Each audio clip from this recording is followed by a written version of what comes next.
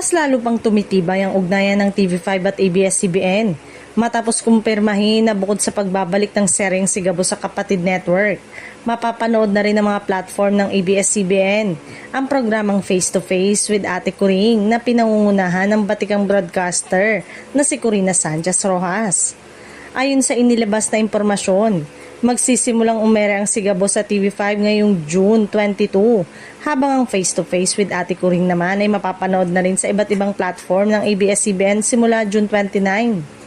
Dahil dito, mas marami pang manonood ang magkakaroon ng pagkakataong mapanood ang dalawang programa.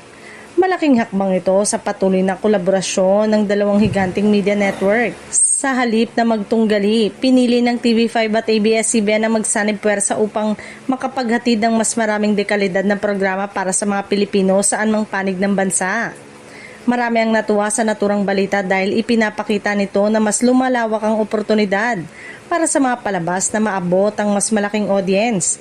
Ang paglipat ng ilang programa sa iba't ibang platform ay nagbibigay rin ng mas maraming pagpipilian sa mga manonood. Samantala, patuloy namang inaabangan ng publiko kung ano-ano ang mga proyekto at programa ang posibleng maging bahagi ng lumalawak na partnership ng TV5 at ABS-CBN. Sa ngayon, siguradong maraming kapamilya at kapatid viewers ang sabik ng mapanood ang mga programa ang kanilang sinusubaybayan.